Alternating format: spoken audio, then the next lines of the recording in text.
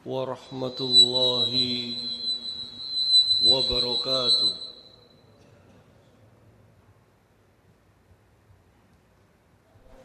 Alhamdulillah, alhamdulillahilladzi anzala ala abdihil kitab wa lam yaj'al lahu 'iwaja. Asyhadu an la ilaha illallah wahdahu la syarika lah wa asyhadu anna Muhammadan abduhu wa rasuluh. Allahumma salli wa sallim wa barik ala nabiyyina Muhammadin wa ala alihi wa ashabihi wa man tabi'ahum bi ihsanin ila yaumiddin wa ba'd. Jamaah rahimani wa rahimakumullah, kita awali dulu dengan melihat beberapa cuplikan video ya, dari dokumentasi asli pahlawan-pahlawan kita terdahulu maupun pahlawan-pahlawan sekarang yang ada di Palestina, supaya menunjukkan bahwa memang ini adalah perjuangan bersama.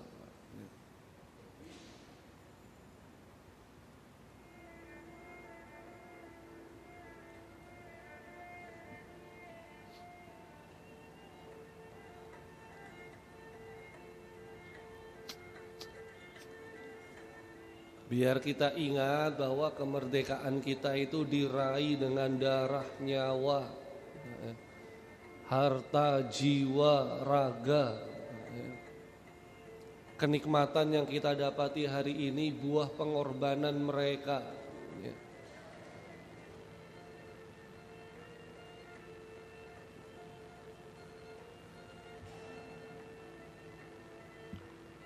Mereka-mereka yang namanya tidak dikenal, tidak diketahui, ya, ditangkap oleh Belanda.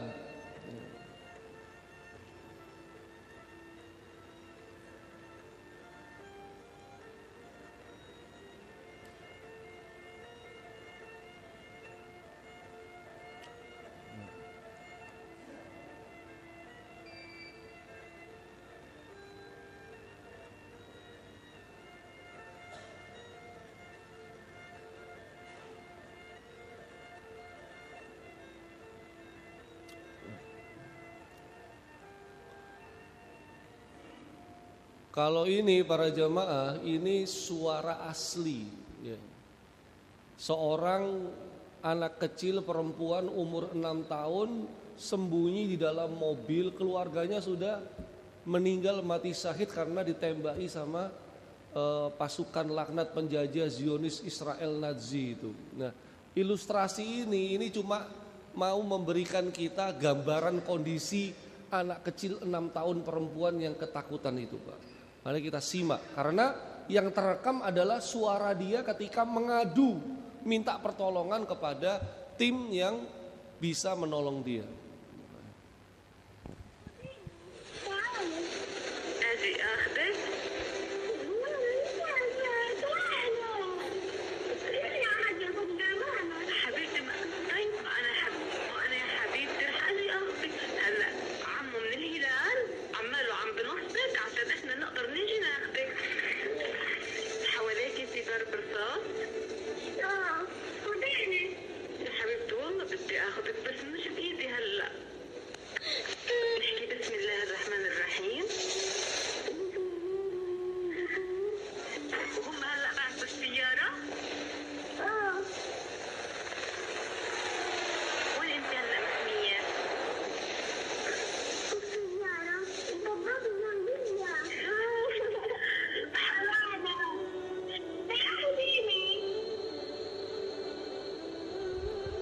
Itu suara terakhir ya para jamaah, karena sampai akhirnya beberapa hari kemudian adik ini ditemukan meninggal mati syahid dengan luka tembakan 300-an peluru. Ya. 2 tim keselamatan yang mau menyelamatkan itu pun juga tidak selamat para jamaah ya. Ini hanya beberapa kisah yang terdokumentasikan dari ratusan ribuan kisah, dan inilah yang dihadapi saudara-saudara kita tiap harinya para jamaah. Jadi kalau kita hari ini masih bisa makan enak, ya, walaupun masih banyak masalah, ya. Kalau hari ini kita merasa susah, Pak, ya. Sebenarnya mereka yang lebih merasakan susah, Pak. Maka kan kita belum sampai kondisi seperti ini para jamaah, ya. Ya. Belum sampai anak-anak kita kelaparan seperti ini, rebutan pembagian makanan kan belum sampai, Pak. Ya.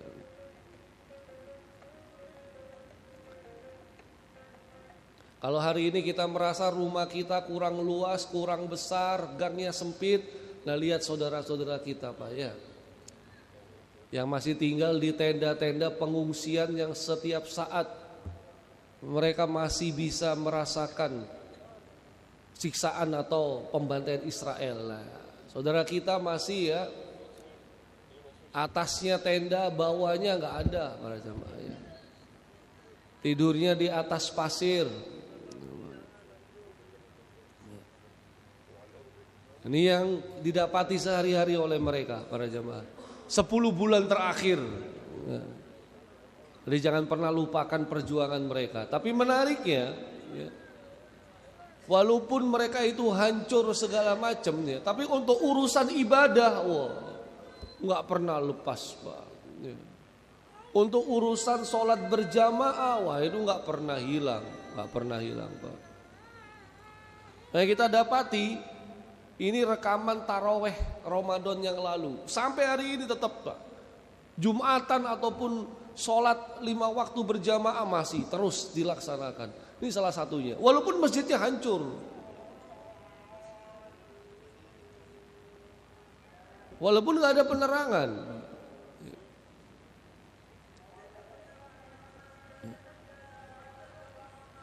Jadi mereka di nuansa perang, kelaparan, nggak ada tempat tinggal yang layak, kesehatan pun memprihatinkan, ya. Setiap saat kena bomnya Israel laknat itu, tapi tetap menegakkan sholat berjamaah, Pak. Walaupun masjidnya udah hancur. Ya. Makanya kan kalau kita ngerasa, waduh, kayaknya kok malas ke masjid lah, ini jadi tamparan keras buat kita. Termasuk anak-anaknya yang menghafal Quran. Ini saya lihatkan contoh pada jamaah.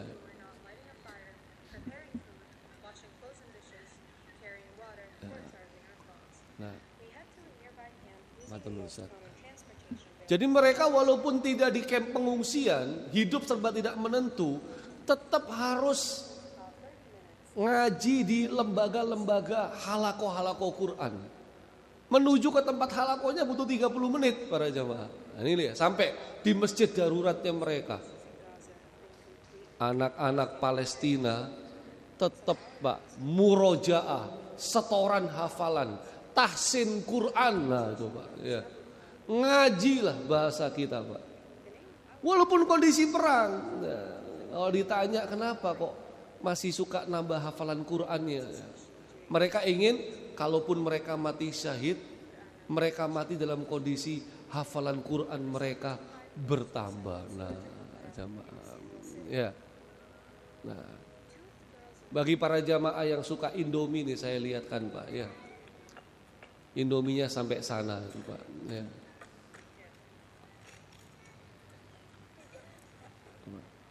Lihat nih, keceriaannya anak-anak Palestina makan Indomie, Pak. Persis kalau kita juga senang makan mie, Pak, ya. Ya. Jadi apapun yang bisa kita bantu, kita tolong buat mereka, entah doa, entah harta, ya. Entah apapun tuh jangan pernah lupakan, Pak. Semua sangat berharga. Ya.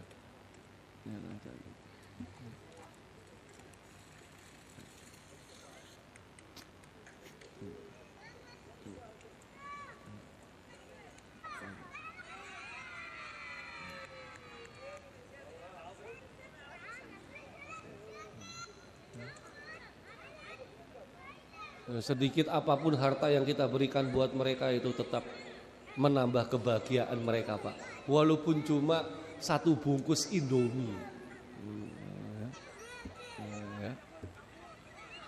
Baik, jamaah yang dimuliakan oleh Allah Subhanahu wa taala, ya. Izinkan saya membahas sesuatu yang kaitannya dengan kemerdekaan, Pak. Ya, tetap sejarah juga, cuman kita mundur jauh.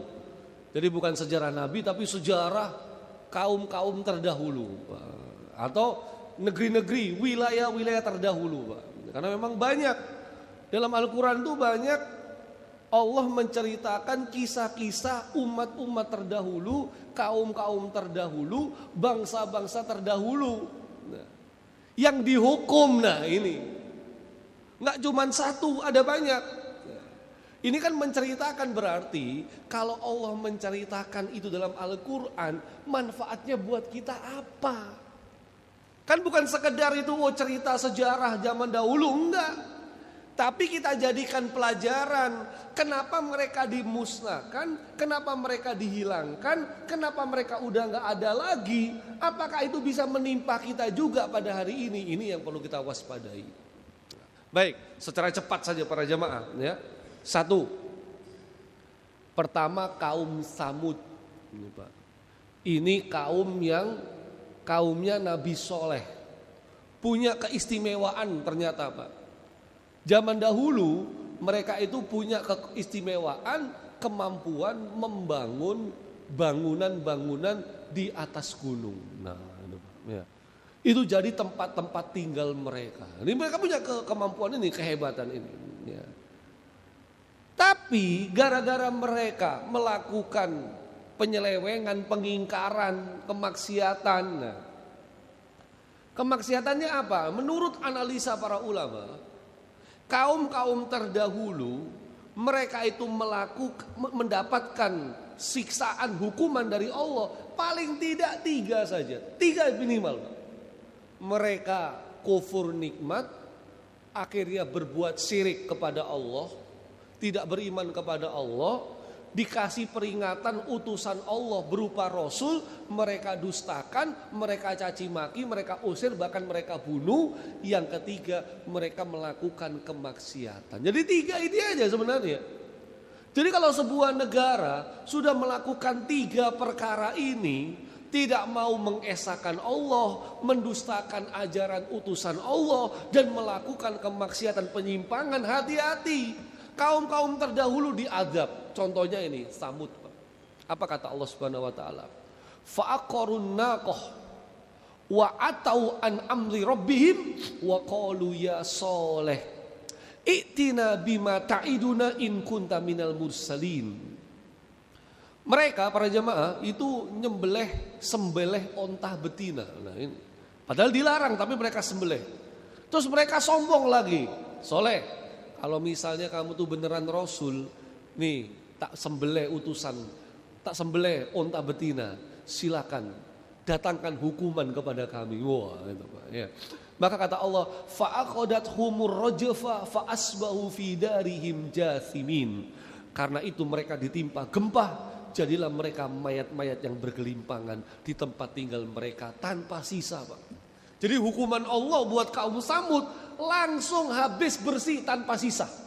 Maksudnya kaum ini nggak ada lagi begitu. Ya. Kecuali peninggalannya, lah ini peninggalannya masuk UNESCO. Ini disinyalir peninggalan kaum Samud, kaumnya Nabi Soleh. Peninggalannya masih ada, orangnya udah nggak ada. Ganti kaum Samud, kaum Sodom sekarang.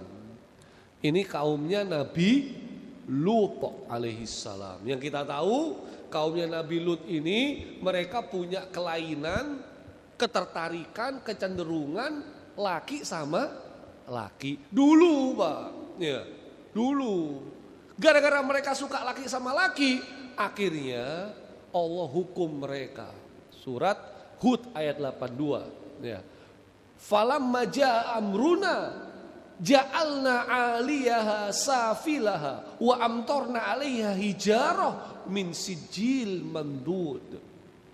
Gara-gara mereka laki suka sama laki-laki, Allah hukum dengan cara apa? Dijungkir balikkan tempat tinggal mereka, Pak.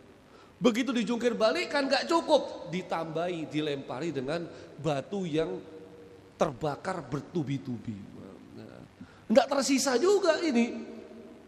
Nah, tempat tinggal mereka yang dihukum itu di mana? Menurut para ahli itu ada di laut mati, Pak. Laut mati. Sekarang jadi tempat wisata Laut Mati itu Pak. Nah, ya. Itu dulu G saja, laki sama laki. Zaman kita para jamaah udah bukan G saja, tapi bukan G saja, LGBT.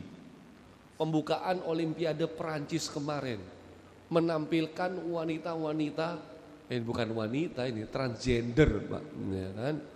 Udah gitu pengajian ustadznya anak muda itu lolos Pak, laki-laki pakai cadar, ya. Tapi sebenarnya artis-artis sebelah ini tahu kalau ini sebenarnya laki-laki, cuma dia rada mendayu-dayu, melambai-lambai itu Pak. Ya. Tapi coba diterima lah, ini yang keliru. Jangan menormalisasi sesuatu yang keliru Pak. Jangan. Loh kan kita kan nggak kepengen Pak, kalau nanti tiba-tiba ya kita diundang kondangan, ternyata undangan pernikahan hajatan pernikahan sejenis belum, kayak di Pakistan gitu kan, jangan sampai. Itu kalau kaumnya Nabi Lut G Pak.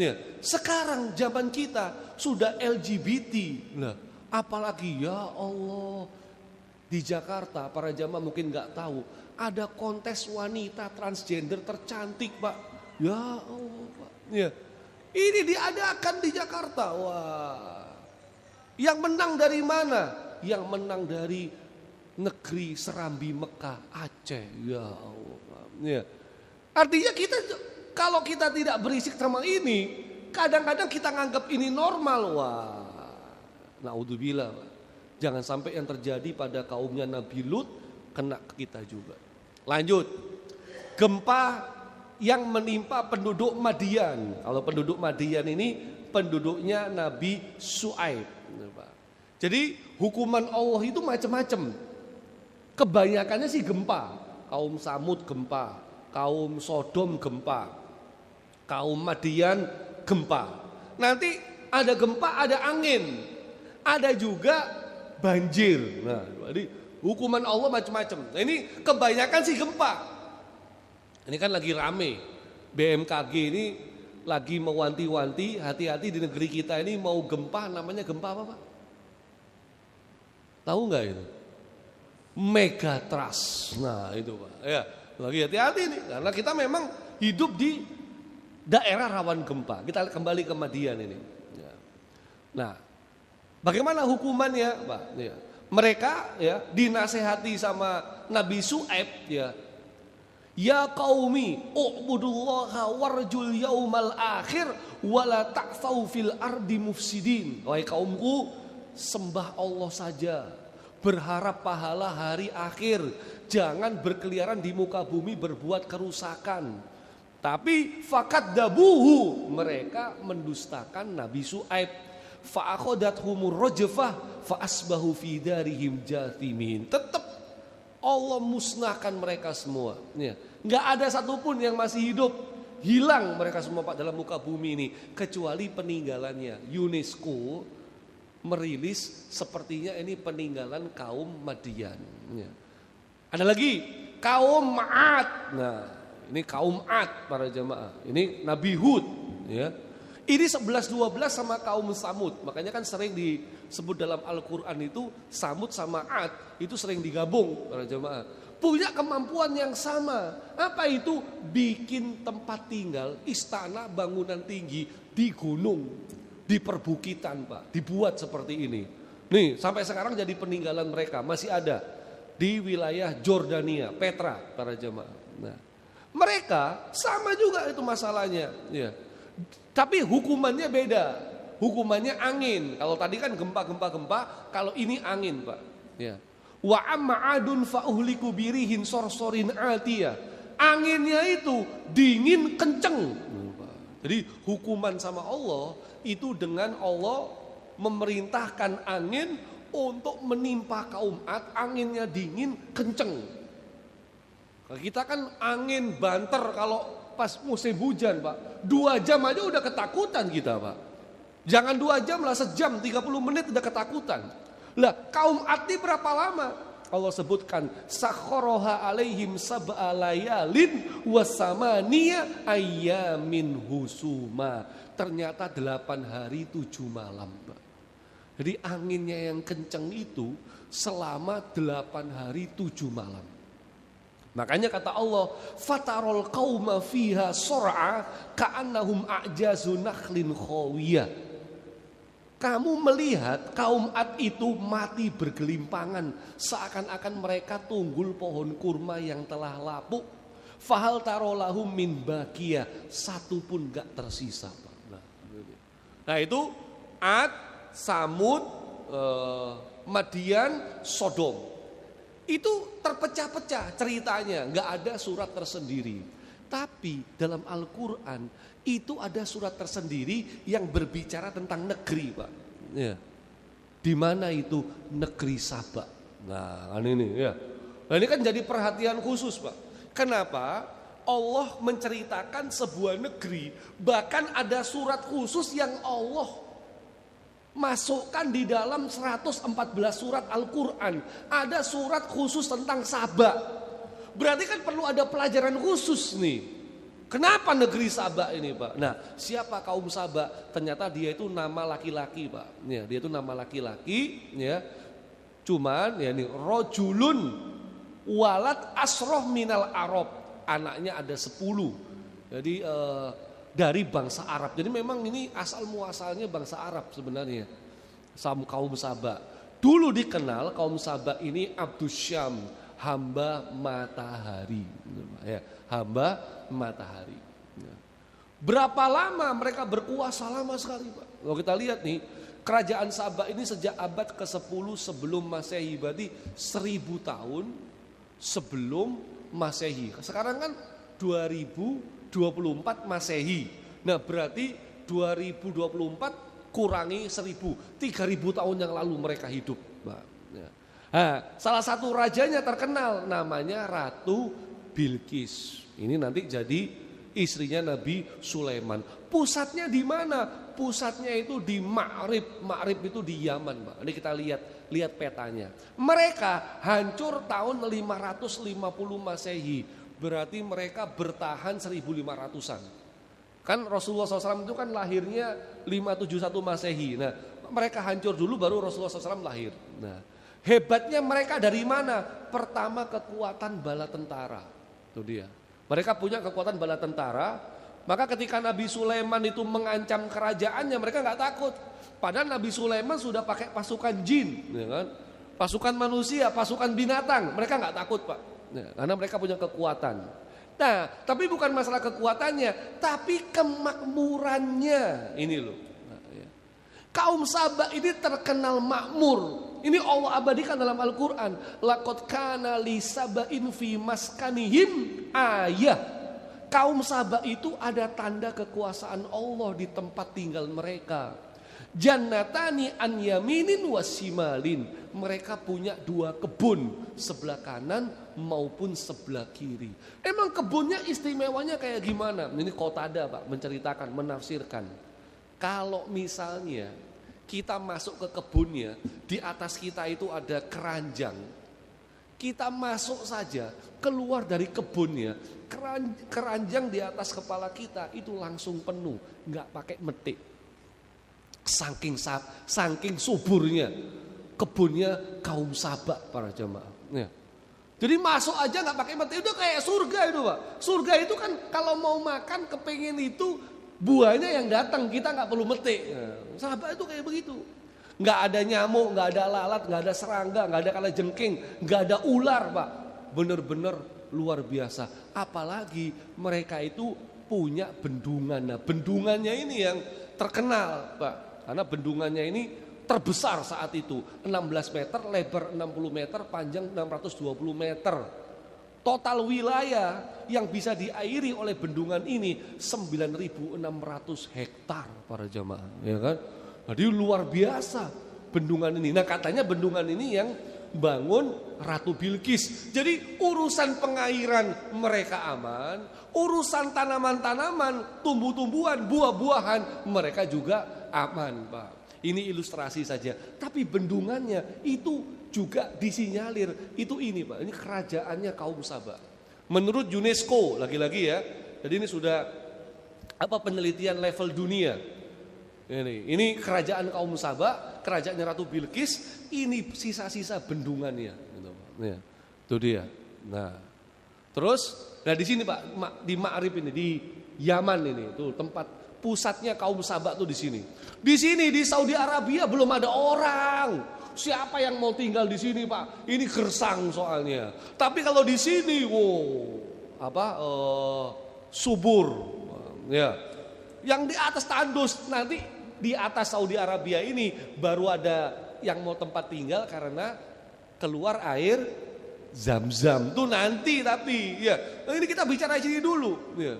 Ini dulu nanti di sini Pak. Nah, sehingga apa kata Allah? Kulu min rizki rabbikum waskurulah. Makan tuh rezeki dari Allah, tapi jangan lupa bersyukur kepada Allah. Nah itu aja kuncinya.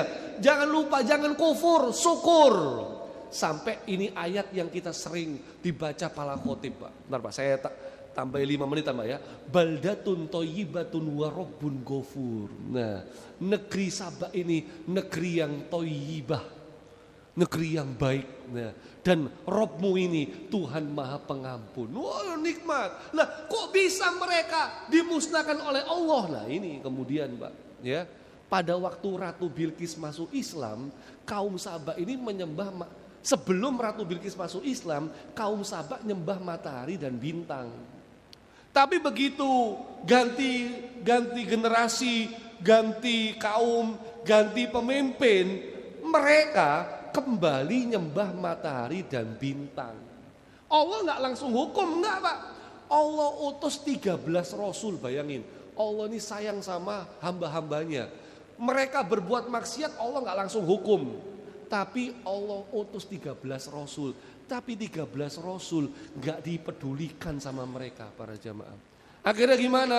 Fa'aradu fa'arsalna alaihim sailal arim. Mereka berpaling, maka kami datangkan kepada mereka banjir al-arim Pak. Bendungannya bocor, lubang, menurut segala macam tafsir, kebanyakan tafsir dilubangi oleh tikus besar yang lebih besar daripada kucing. Akhirnya kerajaan Sabah yang makmur, yang kaya raya, yang sejahtera masyarakatnya itu hancur gara-gara mereka kembali melakukan penyimpangan. Dan para jamaah ini digambarkan oleh Allah. Surat An-Nahl 112. Wa daraballahu masalan qarya kanat aminah mutmainnah. Allah membuat perumpamaan sebuah negeri dulunya aman tentram, ya. Ya'tiha rizquha ragadan min kulli makan, ya. Rezekinya datang dari segala macam tempat Pak. Sabah ini. Fakafarat bi an umillah, tetapi masyarakatnya kufur nikmat. Fa'adaqahallahu libasal ju' wal khauf, maka Allah timpakan kepada mereka pakaian kelaparan dan ketakutan para jamaah. Nah, ini para jamaah refleksi buat kita, karena menurut situs pemerintah kekayaan alam Indonesia itu bukan kaleng-kaleng Pak. Menurut situs pemerintah ada 10 kekayaan alam negeri kita Pak. 1, 5 saja saya sampaikan untuk mempercepat waktu. 1, hutan di negeri kita terluas ketiga di dunia. Hutan di Indonesia ini penjaga keseimbangan dunia Pak. Makanya jangan digunduli sebenarnya Pak. Oh digunduli berbahaya. 2, Indonesia ini pengekspor gas alam terbesar di dunia. Diperkirakan masih ada cadangan sebesar 2,8 triliun meter kubik. Pak, coba itu. 2,8 triliun meter kubik. Berapa besarnya itu Pak? Ya, triliun. Ya Allah. Ya. Nah, Indonesia ini negara pengekspor gas alam terbesar di dunia. Penghasil batu bara terbesar ketiga di dunia Pak. Setelah Amerika Serikat, setelah Cina, nomor 3 itu kita. Penghasil batu bara terbesar. Maka harusnya kita tuh makmurnya itu sudah 11-12 sama Amerika sama Cina harusnya Pak. Ya kan? Belum lagi penghasil emas terbesar ke-9 di dunia Pak. Bayangkan tuh, tiap tahun Indonesia mampu memproduksi 10 ton emas, Pak. 10 ton emas. 1 ton berapa kilo? Coba 1 kilo dibagi-bagi buat para jamaah aja, Pak, ya kan? Waduh, udah Pak, luar biasa itu. Indonesia penghasil beras terbanyak ketiga di dunia, tapi masih impor. Nah itu nggak tahu Pak, itu pasti ada alasan lain. Tapi hati-hati, secara kemakmuran negeri kita ini bukan kaleng-kaleng. Tapi ya gitu, makanya jangan aneh-aneh Pak. Contohnya misal peraturan pemerintah tentang undang-undang kesehatan yang kontroversi awalnya ini boleh aborsi korban yang mengalami pemerkosaan. Nah ini kan jadi problem nih, rame akhirnya. Ini belum selesai, muncul peraturan pemerintah yang baru, penyediaan alat kontrasepsi bagi anak usia sekolah dan remaja, boleh bagi-bagi kondom di sekolah. Loh ini jadi kontroversinya, mau melindungi kesehatan reproduksi anak-anak kita, tetapi boleh bagi-bagi alat kontrasepsi. Lah itu bermasalah. Berarti kan melegalisasi pergaulan bebas. Makanya salah satu ormas berteriak, MUI juga berteriak, termasuk waktu upacara kemarin Pak. Apa itu kemarin itu? Tahu nggak itu? Upacara kemarin. Apa itu? Ada yang ingat nggak? Loh. Apa? Pak, paskibraka yang muslimah nggak boleh pakai jilbab. Oh, rame nih Pak, ya kan?